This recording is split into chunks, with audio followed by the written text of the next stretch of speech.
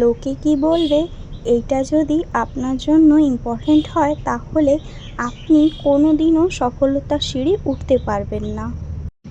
কেন কি মানুষ যতক্ষণ না বলবে ততক্ষণ মানুষের শান্তি নাই। সো হ্যালো বন্ধুরা, কেমন আছো সবাই? আশা করছি সবাই ভালো আছো, সুস্থ আছো। তোমাদের ভালোবাসা আশীর্বাদে আমিও ভালো আছি। তো আমি নূপুর, আমার এই ছোট্ট পরিবারে তোমাদের সবাইকে জানাই অনেক অনেক স্বাগত আর ভালোবাসা। সো দেখতেই পাচ্ছ সকাল সকাল উঠে বাসি কাজকর্মে লেগে পড়েছি। সব থেকে প্রথমে রান্নাঘর থেকে বাসি বাসনগুলোই বার করেছি। রান্নাঘরটা ঝাড় দিয়ে বাসন নিয়ে চলে এসেছি কলপাড়ে, আর এখন এই বাসনগুলো মেজে নেব। এখন আমাদের এদিকে টানা বৃষ্টি চলছে, নিম্নচাপ বলতে পারো। তো একদম নাজেহাল অবস্থা বন্ধুরা, চারিদিকে একদম কাদা কাচড়া। তো কি আর করার আছে, দেখতেই পাচ্ছ কলটাও টানা বৃষ্টির মধ্যে একদম সবুজ হয়ে গেছে। তো ভীষণ অসুবিধা হচ্ছে, যেহেতু আমার দুটো ছোট ছোট বাচ্চা, ওদেরকে নিয়ে কাজ করতে একটু হলেও অসুবিধার মধ্যে পড়তে হয় আমার এই কাদা কাচড়ার মধ্যে। যেহেতু রান্নাঘরটা আর আমাদের থাকার ঘরটা একটু মানে রুমটা অনেকটা দূরে দূরে। তো যারা গ্রামে থাকো তারা তো জানো রান্নাঘরটা সেপারেটই থাকে। তো যাই হোক, এখানে দেখতেই পাচ্ছ সব বাসি বাসনপত্র বার করে নিয়েছি আর এক এক করে সব বাসনগুলো ধুয়ে রাখছি। কাল রাত্রে অনেকগুলো বাসনই আমি বৃষ্টির মধ্যে ভিজে ভিজে ধুয়ে রেখেছিলাম, তো সকালে আর বেশি বাসন ধুতে হয়নি আমার। তো এখানে দেখতেই পাচ্ছ সকালে করে নিয়েছি চা। এখানে আমার সোনুর পাপার আর আমার শ্বশুর শাশুড়ি জন্য 2 কাপ চা আছে। তো সবাই মিলে এখন চাটা খেয়ে নিয়েছি আর এখন সকালে রান্নার প্রস্তুতি নিচ্ছি। ও হ্যাঁ, এটা অনেকটাই সকাল, আমি অনেক সকালেই ঘুম থেকে উঠেছিলাম, ওই বলতে পারো 7টা নাগাদ। তো যাই হোক 7টা একদমই সকাল না বন্ধুরা, তবে যেহেতু বৃষ্টি হচ্ছে মনেই হয় যে অনেকটাই সকাল। তো যাই হোক, সকাল সকাল চলে এসেছি আর কি রান্না করব না করব সব কিছুই আমি এখানে বার করছি। তো দেখতে পাচ্ছ সব থেকে প্রথমে নিয়ে নিয়েছি বরবটি। এটা বরবটি, আর একটা থাকে লাফা, তো আমি একটু কনফিউজ এটা লাফা না বরবটি। তো তোমরা যদি জেনে থাকো অবশ্যই আমাকে কমেন্ট করো। তো এখানে নিয়ে নিয়েছি সোনুর জন্য 2টো ডিম। এই ডিম 2টো রাত্রে নিয়ে এসেছিলো সোনুর পাপা। তো এটা সোনুকে সিদ্ধ করে দিয়ে দেবো। আর এই কচুটাও না কালকে নিয়ে এসেছিলাম, এটা বাক্স কচু, শলা কচু বলা হয় তোমাদের ওইদিকে, মানে তোমাদের অঞ্চলে এটাকে কি বলা হয় ওইটা আমাকে অবশ্যই কমেন্ট করো। তো এখানে দেখতে পাচ্ছি একটা ছোট্ট অ্যালুমিনিয়ামের হাঁড়ি বসিয়ে দিয়েছি, আর এই যে 2টো ডিমই সিদ্ধ বসিয়ে দিয়েছি। এই 2টো ডিম সোনুকে দিয়ে দেবো, যেহেতু ও কিছু খেতে চায় না আমার ছেলেটা, তো ওর জন্য একটু আমি পুষ্টিকর খাবার ওকে খাওয়ানোর চেষ্টা করি, তবে ওই ভাত নর্মালি ও খেতেই চায় না। তো যাই হোক, নানান প্রসেসে ওকে তো আমি খাইয়ে থাকি, তোমরা দেখেছো।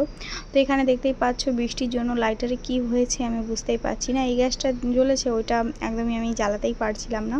তো যাই হোক, এখানে ভাতের হাঁড়ি চাপিয়ে দিয়েছি আর বসিয়ে দিয়েছি ওই যে ডিমের হাঁড়িটা। তো এখন এগুলো হতে থাকবে, তার মধ্যে আমার সকালের সবজি কাটাও হয়ে যাবে। তো এখানে ভাতটা ফুটে এসেছিলো, মানে সরি জলটা ফুটে এসেছে। তো এখানে চাল ধুয়ে রেখেছিলাম আর চালগুলো দিয়ে দিচ্ছি। আর জানো তো টানা বৃষ্টি হচ্ছে শহরের দিকে, তো প্রত্যেকটা বাড়িতেই অ্যাটাচ ল্যাট বাথ কিচেন সব কিছুই থাকে। তো বৃষ্টির মধ্যে বেরোনোর কোনো চাপ থাকে না।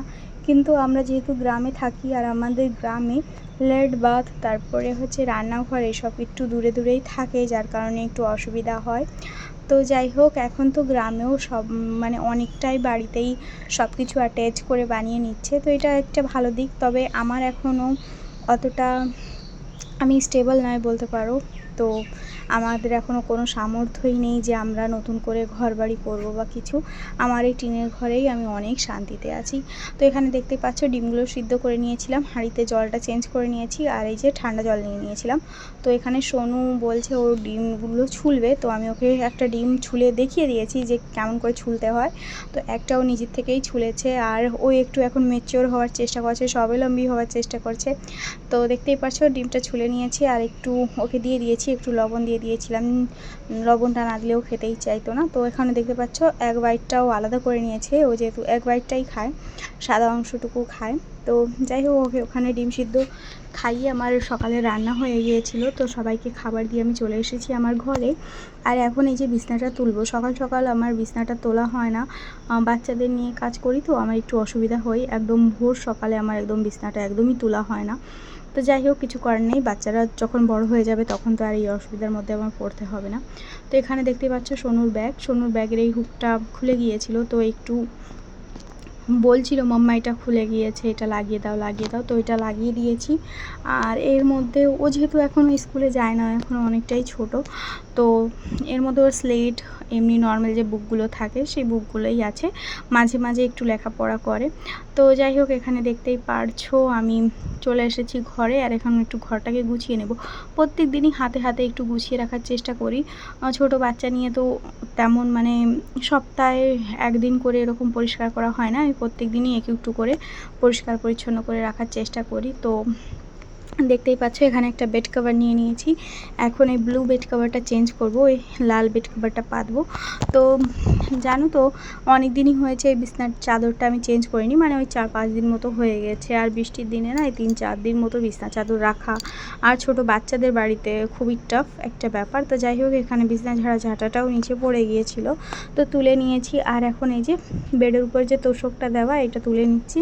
এই তোষকটা নতুন করে করতে হবে, কিন্তু সময়ের অভাবে আর বলতে পারো একটু টাকার সমস্যার জন্য করা হচ্ছে না। তো যাই হোক, অবশ্যই করা হবে, যখন টাকা থাকবে তখন অবশ্যই করব। তো যাই হোক, এখানে তুলে নিয়েছি। আর এখন দেখতে পাচ্ছ আমি এই বেডটাকে ভালো করে ঝেড়ে এখানে বিছনাটা করে নেব। তো বিছনাটাকে ঝেড়ে নিয়েছি, তোমরা অবশ্যই দেখে বুঝতে পারছো। আর আমার ম্যাট্রেসের অবস্থাটাও খারাপ হয়ে গেছে, কিন্তু ঘরে যেহেতু আমি আর সোনা মাম্মামি থাকি, তো আমাদের মামের বেশি একটা অসুবিধা হয় না, যার জন্য সোনুর পাপাকে বলছিও না যে এটা চেঞ্জ করতে। তো এখানে দেখতে পাচ্ছ তোষকটা আমি পেতে নিয়েছি। আর হ্যাঁ, তোমরা মনে করছো যে এর উপরে কোনো প্লাস্টিক কিছুই দিচ্ছি না, যেহেতু সোনা মাম্মাম ছোট। তো হ্যাঁ, আমি এর উপরে কোনো প্লাস্টিক দিচ্ছি না, তবে হ্যাঁ, যখন সোনা মাম্মামকে আমি উইদাউট প্যাম্পাস वगैरह রাখি, তখন এর উপরে একটা আমি প্লাস্টিক পেতে রাখি, মানে বিছনার যে ম্যাটটা থাকে সেটা আমি পেতে রাখি। তো যাই হোক, এখানে দেখতে পাচ্ছ তোষকটাকে একটু টেনে নিয়েছি। আর এখন এটা চাপা দিয়ে দেবো, বিছনা চাদরটা বলতে পারো এই সাইড থেকে মাথার সাইডে আমি একদম চাপা দিয়ে দেবো, যাতে করে যতই বাচ্চারা এর উপরে উঠে খেলা করুক এটা আর খুলে যাবে না, মানে সরে যাবে না বিছনার চাদরটা। তো এমন করে আমি দেখেছি বন্ধুরা, চারি সাইড থেকে একটু চেপে দিলে না বিছনাটা আর নিজের জায়গা থেকে সরে না। তো যাই হোক, এখানে দেখতে পাচ্ছ ঝটপট করে চটজলদি করে আমি বিছনাটাকে করে নিচ্ছি। এত ফাস্ট যদি করতে পারতাম তাহলে তো অনেকটাই ভালো হতো, তাই না? তো যাই হোক, করতে তো আর পারছি না।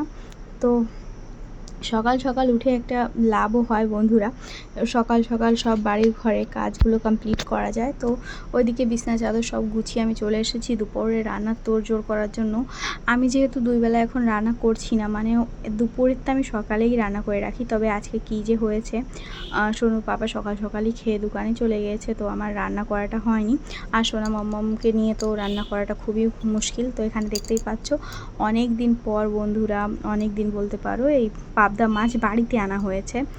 যেহেতু দামটাও একটু বেশি থাকে, আর আমাদের গ্রামের বাজার বন্ধুরা সচরাচর ভালো মাছ পাওয়া যায় না, তবুও আজকে পাবদাটা পেয়েছে, তো সোনু পাপা নিয়ে এসেছে। আর এই কড়াইটা দেখতে পাচ্ছ পুড়ে গিয়েছে, সোনু পাপা মাছ ভাজি করেছিল তো পুড়ে গিয়েছে। তো যাই হোক, কিছু করার নেই, তো আমি যখন মাজবো তখন অবশ্যই এটা পরিষ্কার হয়ে যাবে।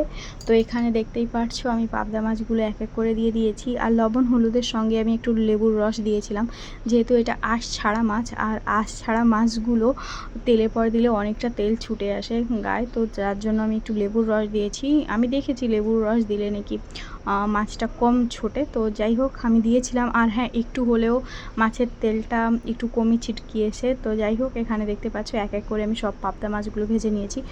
এখানে টোটাল 12 পিস মাছ ছিল, যেটা দিয়ে আমাদের দুপুরে আর রাত্রে আরামসে হয়ে যাবে। আর দুপুরে রান্না করার একটা কারণ এটাও ছিল যে এই পাবদা মাছটা সর্ষে পাবদা করে রাখবো, যেটা দিয়ে আমাদের রাত্রেও খাওয়া হয়ে যাবে।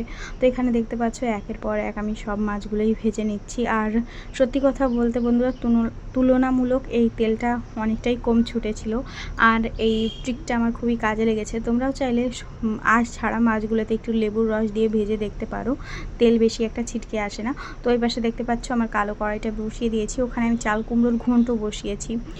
চাল কুমড়ো কেটে রেখেছিলাম, তোমাদের দেখালাম, তো সেই চাল কুমড়োর ঘন্টটা করার জন্য আমি ওখানে বসিয়ে দিয়েছি। যেহেতু এর আগের দিনকে ব্লগ করা হয়নি, ওই দিন সোনু পাপা ইলিশ মাছ এনেছিল, বেশ অনেক কয়টা ইলিশ মাছ এনেছিল ছোটো সাইজের আমাদের মার্কেট থেকে, তো ওর মাথা আছে, তো সেটা দিয়েই আমি এখানে চাল কুমড়োর ঘন্ট করব। আর এখানে আমার সর্ষে পাবদা হয়ে গিয়েছিল, উপর থেকে একটু কাঁচা সর্ষের তেল দিয়ে দিয়েছি। আর দেখতে কত টেম্পটিং লাগছে তাই না, কি সুন্দর লাগছে দেখতে। তো এখানে দেখতেই পাচ্ছ আমার সর্ষে পাবদাও হয়ে গেছে, এই সাইডের গ্যাস ওভেনটাও খালি হয়ে গেছে। তো আমি দুপুরের জন্য এখানে ভাত বসিয়ে দিচ্ছি। আর তোমরা তো দেখতেই পেয়েছিলে সকালে আমি অন্য হাঁড়িতে ভাত বসিয়েছিলাম, এটা আমি দুপুরে এই হাঁড়িতে ভাত রান্না করি। তো এখানে জল দিয়ে দিয়েছি আর চাল দিয়ে দিচ্ছি। আজকে আর জল ফোটার অপেক্ষা করিনি, যেহেতু দুপুরে রান্না করছি আর বেশ অনেকটাই বেলা হয়ে গেছে, এখন ওই 1টা মতো বাজে। তো এখন আমি দুপুরে রান্না করছি আর দুটোর মধ্যে সবাইকে খেতে দিতে হবে, যার জন্য একটু তাড়াহুড়ো করে রান্না করছি। তো এখানে চালটা ধুয়ে রেখেছিলাম, চালগুলো আমি এখানে দিয়ে দিচ্ছি। আর জানো তো আজকে একটু বৃষ্টি থেকে রেহাই পেয়েছি, মানে সকাল থেকে ওই বৃষ্টিটা আর কি হচ্ছে না। তো এখানে দেখতেই পাচ্ছ সোনুর পাপা ইলিশ মাছ এনেছিল, সে বললাম না অনেকগুলো ইলিশ মাছ এনেছে, তো অনেক কয়টা মাথা খেয়েও নিয়েছি। আর এখানে এই যে 5 পিস মাথা আছে, তো এই মাথা দিয়েই আমি ওখানে চাল কুমড়ো ঘন্টটা করেছি। তো যাই হোক ওখানে রান্নাবান্না করে চলে এসেছি এইদিকে আমাদের রাস্তার সাইডে, এটা আমাদের মেন রোড বলতে পারো। তো এখানে আমি চলে এসেছি আর এখানে এই যে এই গাছগুলোকে তোমরা কি বলো সেটা আমাকে অবশ্যই জানিও। আমরা তো এটাকে পাতাবাহারি গাছ বলি। তো এই পাতাবাহার গাছগুলো আমাদের এই রাস্তার এই সাইডে লাগিয়ে দেবো।